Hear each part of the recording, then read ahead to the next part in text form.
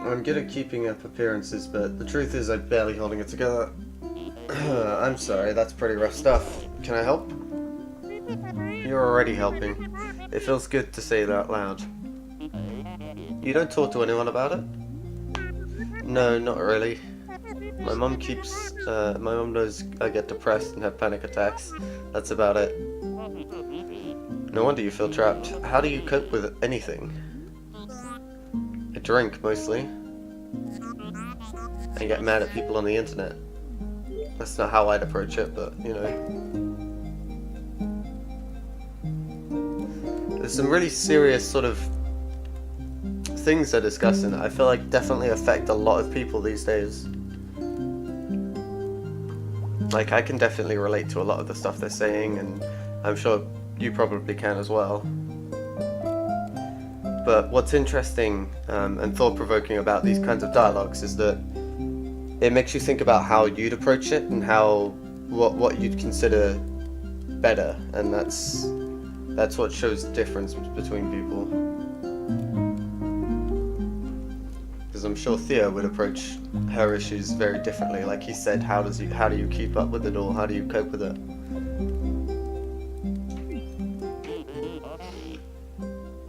Who do you think built the temple? It looks ancient. It must predate everything else on the mountain. The resort, the ruins, the city. There's a lot of history here.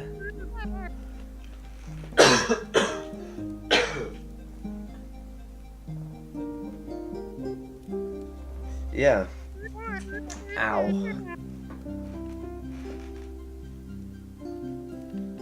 Oh. God, ow, I just really hurt something. Ow. This mountain has meant so many things to so many people. I'm starting to understand why that crazy old lady lives here. You ran into her too? What's her deal? I think she's just a mean person. But she does seem pretty content living here. How about you? What brought you to the mountain? I'm just kind of bumming around. As usual. I started this new job in Seattle. I thought I finally knew what I was supposed to be doing with my life, but I hated it. So I quit after a week and hopped on a bus to Canada. I just felt this urge to get lost in the middle of nowhere. Now that I'm saying it out loud, I realize how flaky it sounds. It just sounds like you're under a lot of pressure. Not really. Everyone is so patient with me. Though I guess I am putting a lot of pressure on myself. People always think I'm comparing myself to Alex, but I swear that isn't the case. I'm just worried that I'll never figure out what I'm gonna do. You say you wanted to feel lost. Maybe you should just embrace that for now. Maybe. You see, I can relate a lot to his sort of situation in that, like, not knowing what you want to do and, well, I kind of know what I want to do, but not knowing, like, not being content with the way that your life is, and in my current situation, I hate it. Like, doing such sort of, like, meaningless jobs, like stacking shelves and shit like that, it's depressing, and you're fed a lie from an early age that you can just do whatever you want and become whatever you want in life, but likely as not, most people will get stuck in a dead-end job that won't lead them anywhere. And really, I think in situations like that, all you need is change, and whether that be go on a long journey and or something like that, and like I explained before, my cousin went to France because she was getting bad grades. One of the things that I'm considering doing is going to Japan or going to America and living in one of those two places for like a fresh start. Just see what I can do with my life, because I'm more than happy with what I'm doing at the moment, which is enjoying myself, playing games and bettering myself as a person by doing exercise and socializing and things like that. And I'm very happy with doing those sorts of things. It's the pressures of all the stuff that I don't give a shit about, like the need to get a job so that you've got some kind of financial security, but knowing that job's not going to be anything meaningful and you're just going to hate the entire experience and it's going to feel like a waste of time the whole time you're doing it. And then the pressures of my university and course-related stuff that, again, I don't really care about too much, and I'm just sitting there doing the work thinking, this is not what I want to be doing with my life, and I struggle to understand why it is that I need to do it. This really sort of resonates with me, what the game's saying, sort of stuff that they're talking about. Would you mind talking about what depression is like? It sucks. That's a good place to start. Isn't that the description they used in Lisa as well? Everything sucks when you've got the depression status.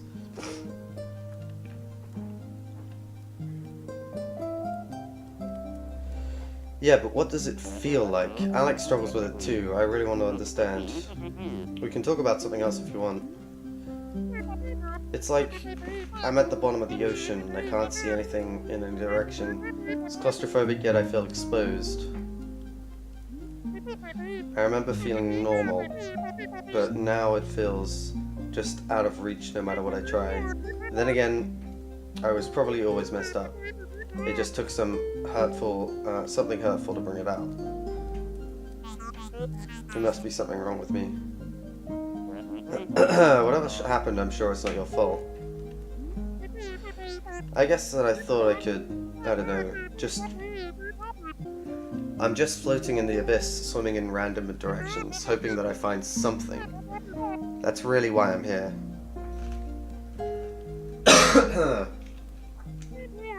But I can't escape myself. I'm literally fighting myself the entire way. Maybe it's all pointless. Most things you'll do in life are pointless.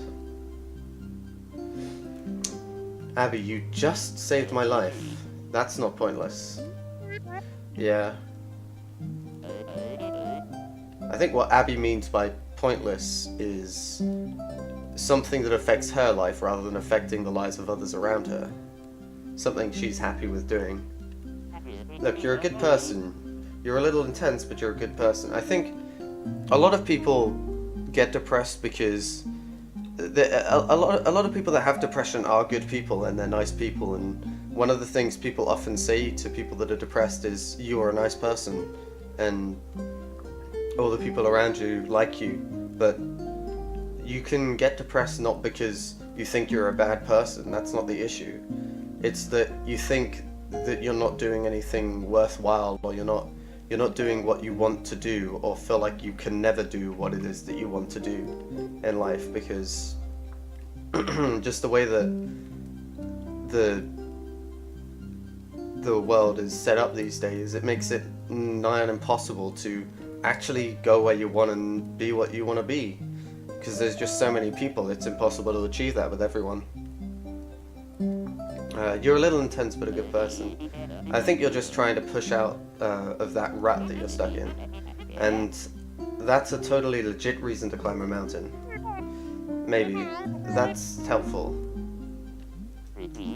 This part of you that's haunting you, maybe she comes with the territory. So you think I'm stuck with her forever?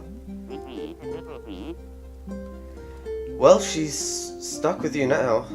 She's stuck with you too. That's not helpful.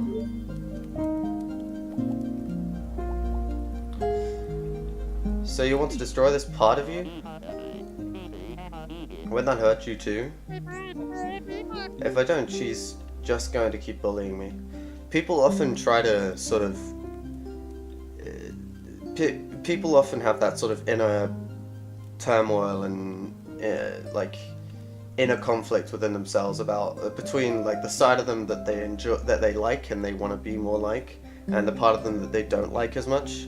And it's really hard to just be the person that you want to be, There's always going to be parts of you that you don't like, and a lot of people get quite upset with the fact that they're not able to just flick a switch and turn that part of them off. But that's just not how it works. And people look online for lots of sort of quick, easy, simple solutions like, oh, how can I get more motivated? How can I be a kinder person? How can I be better at saving money? But there is, like, all those things are pretty much a scam. There's nothing that they can say in that one video that is going to permanently change that part of you, or get rid of it, or improve a different part. It's all an extremely long process, and having been through a lot in my life and having to deal with what my life was like, and you know, like being autistic and stuff like that, that was a part of me that I really hated, and I hated the fact that I was so different from everyone else. But then one day I decided for myself that, you know what, this is something that I can't just keep on saying, you know, I'm not happy with this part of me, I wish I was different. That's not how it works, I realized, and I decided to do something about changing it. And it didn't happen quickly. It didn't happen quickly at all. It took 7, 8, 10 years to get to where I am today, and I'm so much better for it, the fact that I've put in the effort. But the first part of that is accepting the fact that, you know, you're not going to be able to change the negative parts of you that have developed due to the external sources, like the negative people in your life, or negative events that have happened to you. It's not gonna disappear. It takes time and effort, and people either get depressed because they can't change it instantly, or get depressed once they realize how much work and effort it's going to take to change that about them. What's this you're saying? Yeah, that's pretty much where a lot of my own depression stems from, because a good bit of what we're told growing up regarding going where you want, it's only up to your own determination. And so when you feel that hopelessness in changing your situation, that you think it's entirely your fault, that it's because of your own incompetence that you can't go where you want to in life. Yeah,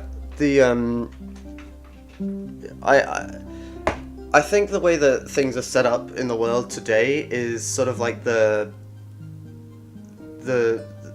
best way that it could be, given the current state of the world, because there's so many people. There are so many people. It's impossible to make a system that makes absolutely everyone happy. And what we have at the moment is enough to keep them, well, I don't know if I'd say the majority, but maybe like a good percentage of people reasonably happy. Well, a fair enough percentage of people happy, and a decent enough percentage of people at least happy most of the time. But there's no way that they can provide such vast opportunity to such a wide audience of people when there's so many people, and there's such competition for I want the best worker for X job or whatever. It's I don't know.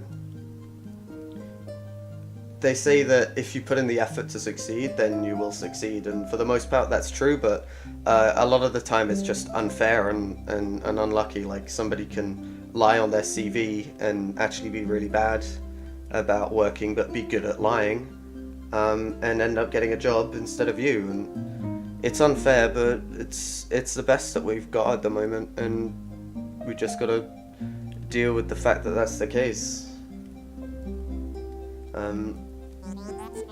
She says she's protecting me, but that's obviously not true. Maybe she thinks she is. Oh, and I think it's also important to sort of realize what's bad with yourself when you're younger rather than when you're older, because when you're older you're more set in your ways, and you start to blame issues on other things rather than being open-minded to change as much. Like, that's why there's a saying, you can't teach an old dog new tricks. It's just sort of a fact. Older people can end up being more closed-minded, and they're definitely 100% more set in their ways. And I think that's the situation that Abby in this game here is dealing with, is the fact that she's sort of she's treating her internal problems as external ones that she can just sort of fight, whereas it's not as easy as that. And she's just making things harder for herself as a result. Maybe she thinks she is. She could be some kind of twisted defense mechanism. Honestly, who cares? She has so much control over me. I hate it. Maybe you can learn to control her instead. Theo's saying the exact right things. The feather helps a lot. Thanks for teaching me that. Just one of my grandpa's many nuggets of wisdom. Are you close to your grandpa? Yeah, I was. Oh, I'm sorry. Your grandpa is dead!